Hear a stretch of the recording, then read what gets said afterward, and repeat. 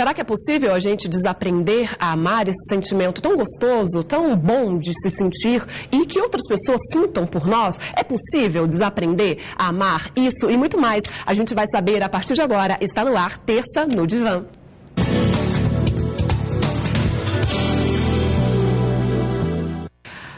Com ela, Ieda Benedetti, sempre participando das nossas Terças no Divã. Seja bem-vinda mais uma vez. Obrigada. Boa tarde, pessoal aí de casa. Vamos começar o programa, antes de discutir o tema, dizendo o seguinte: algumas questões dos programas anteriores têm causado alguma polêmica e nós optamos para que as coisas possam ser respondidas pelas redes sociais, tá? Nós discutimos aqui como faríamos com essas polêmicas e então ficam abertas as redes sociais para responder as questões e assim, devagar eu estou respondendo para quem já está perguntando. Pode me perguntar pelo Twitter, @IedaBenedetti, ou no Face, no Orkut, por Ieda Benedetti, vocês me encontram. Isso, dos temas anteriores. Vamos falar do tema de hoje, que é: será que é possível desaprender a amar? É possível isso, Ieda? Ou essas pessoas que desaprenderam a amar, na verdade, elas nunca souberam o que é o amor, nunca amaram? Veja bem, a questão não é desaprender a amar. Eu acho que nas novas gerações nós temos um fenômeno de empobrecimento da subjetividade, empobrecimento da capacidade de enraizar os sentimentos. Então, o que seria considerado amor não passa de um fake, não passa de uma expressão falsa de um sentimento que realmente não é amor. Por quê? Porque eles não têm, por diversos motivos que a gente pode discutir daqui a pouco, não têm constituído uma capacidade de enraizar-se. Por quê? Existe, competindo com a família, com a religião, com a escola, né, nas novas relações contemporâneas, existem outras coisas que ajudam na constituição do sujeito, que influenciam a formação da personalidade das pessoas, são a internet, as bandas, uma série de relações. O meio, né, que influencia. O meio social, que hoje é o meio de comunicação de massa.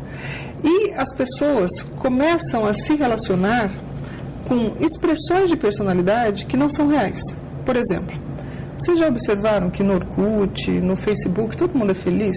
Todo mundo ama todo mundo está com saudade de todo mundo. Todo mundo deixa recadinho amando todo mundo. Todo mundo fez um churras maravilhoso no fim de semana.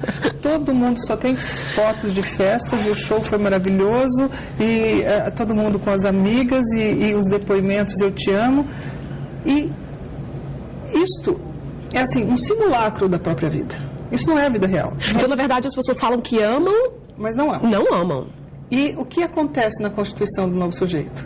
Eles falam que amam, né? Nessas redes sociais, nas expressões da vida cotidiana, as pessoas dizem: eu amo, de uma forma banal. E as pessoas que assistem, né, esse fenômeno acontecendo, acabam tendo toda uma dificuldade de se relacionar com o que é real e o que não é real, né? Então, passam a confundir perfis, por exemplo, do Orkut, do Facebook, perfis das redes sociais com a realidade. Então, passam a se relacionar como assim: o fulano de tal realmente é muito feliz. O fulano de tal se sente muito bem. E aí passam a se relacionar como se aqueles perfis que são simulacros de uma vida, né, passam a ser a própria vida. E desenvolve relações de afetividade, de inveja com aqueles perfis. E vai se desenvolvendo uma formação de personalidade cada vez mais superficial, calcada em informações que não são reais. E as pessoas cada vez mais publicando a sua própria vida. A esfera do público e do privado ficou misturada, ficou confundida. Então, as pessoas acabam de fazer alguma coisa e estão publicando nas suas redes sociais. Tem essa necessidade que as outras pessoas veem. As coisas mais íntimas são publicadas. Desde as coisas simples até coisas extremamente íntimas que num primeiro momento a gente só contava para a melhor amiga e muito tempo depois contava para a mãe, né? Hoje acaba de acontecer, está no Twitter, está no Face, quando não em tempo real. Se eu faço isso, eu estou querendo que as pessoas me amem? Eu estou querendo me expor. A esfera do público e do privado está confusa. Eu quero me expor bem, feliz, e quero que essas pessoas gostem de mim? Quero me expor, quero que as pessoas vejam, e eu quero responder à felicidade do outro. O Orkut do outro é feliz, o Face do outro é feliz, então eu também sou feliz. E ficam ali publicando, se expondo, e perdendo o que há de privado e o que nos oferece a possibilidade de um enraizamento. Então as pessoas vão desenvolvendo vínculos cada vez mais superficiais e irreais com personalidades irreais. As pessoas passam a se relacionar não com o sujeito, mas com o perfil do sujeito. E o que ele quer passar, né? E isso, com o perfil que ele desenvolveu. Então, nós temos, juntamente com as outras influências que nós já tínhamos, que seria a família, a religião, a escola, nós temos outras coisas competindo com a formação de personalidade, que são, por exemplo, as redes sociais, o grupo de rock, o cara do sucesso, né? E ao mesmo tempo que tudo acontece de forma muito intensa, né? Nas redes sociais, eu te amo, eu amo o ídolo que está fazendo sucesso, tudo isso é efêmero, é transitório, daqui a pouco não é mais. As pessoas estão se relacionando com essa transitoriedade. As pessoas de 20, 30 anos atrás, elas amavam mais? Elas de verdade? Elas tinham mais tempo para criar um aprofundamento e um enraizamento nas relações que hoje não acontece. Então, uma das grandes dificuldades que nós temos hoje na constituição das novas formações é a transitoriedade, das novas constituições de personalidade, é a transitoriedade. Como as coisas são extremamente transitórias. E do mesmo jeito que são transitórias na moda, do mesmo jeito que são transitórios no âmbito das relações pessoais e nos grandes amores, né, pelo meu ídolo e pelos meus amigos, que você conheceu ontem e amanhã tá eu te amo público, né, de público nas redes sociais. Então, essas pessoas, elas vão estabelecendo relações altamente transitórias, não conseguem se aprofundar e formam personalidades mais rasas. Há 30 anos, né, nós tínhamos mais tempo de elaboração, então havia um enraizamento maior. Hoje as pessoas se protegem com a transitoriedade, elas ficam e trocam esse ficar rapidamente, né? Há 30 anos as pessoas tinham mais tempo para se aproximar das pessoas e as relações eram menos efêmeras. Então, esse declínio da capacidade de amar não é só um declínio, né, de desaprender a amar, é desaprender a enraizar todas as relações, desde as relações de amor até os demais vínculos, com o trabalho, com a família, com a educação, com os estudos. Tudo é muito mais transitório, tudo é muito mais produto de consumo. As pessoas usam uma roupa por menos tempo, as pessoas têm amizades por menos tempo. Tá tudo descartável hoje, né? Inclusive o amor. Inclusive o amor. Que é o nosso tema. É. Então, o que acontece com o amor é fruto de um relacionamento muito mais amplo. E com isso, o que acontece? As pessoas têm muito mais problemas sexuais.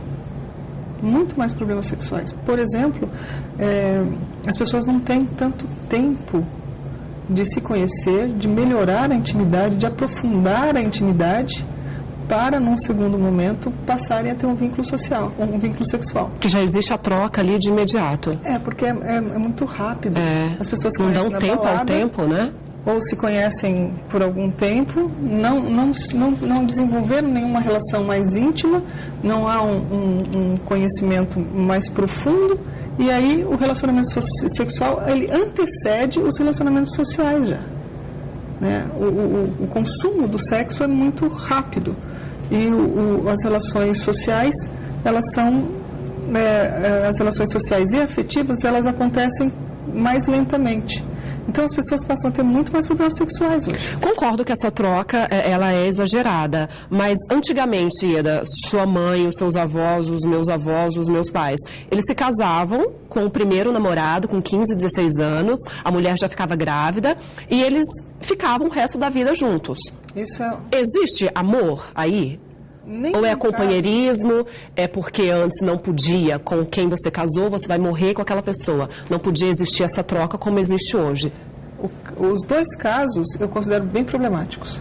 No primeiro momento, como dizer, quando minha mãe, minha avó, né, há 30, 40 anos, quando existia todo um processo de repressão sexual, especialmente sobre a mulher, os relacionamentos sexuais eles eram proibidos, e, num segundo momento, obrigados. Ou seja, você não pode até o dia do casamento, depois do casamento você é obrigado. Tá? E aí os relacionamentos passavam a ter uma obrigatoriedade e as pessoas se conformavam, ou até, em alguns casos, havia sim amor, mas não havia uma garantia de que esse amor existisse. Existiam casos de amor, sim, não estou dizendo que todo casamento era uma pressão, todo casamento era horrível, mas existia uma obrigatoriedade que pesava sobre as relações afetivas, sociais e sexuais.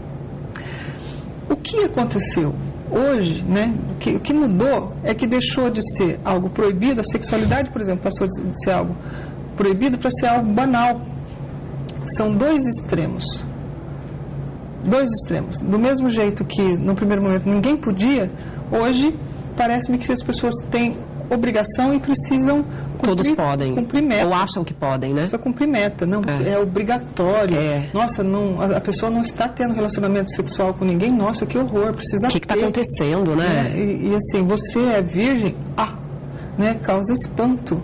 Então, eu considero as duas vertentes patológicas.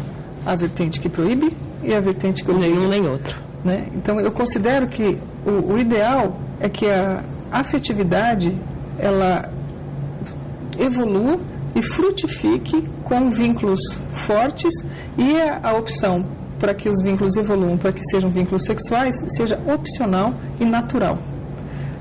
Que o que no primeiro momento era proibido, no segundo momento é obrigatório, dos dois jeitos ele é destituído de verdade, aprofundamento e resgate daquilo que se sente realmente. Porque quando havia uma extrema repressão dos vínculos afetivos e dos vínculos sexuais, as pessoas não conseguiam identificar o que sentiam.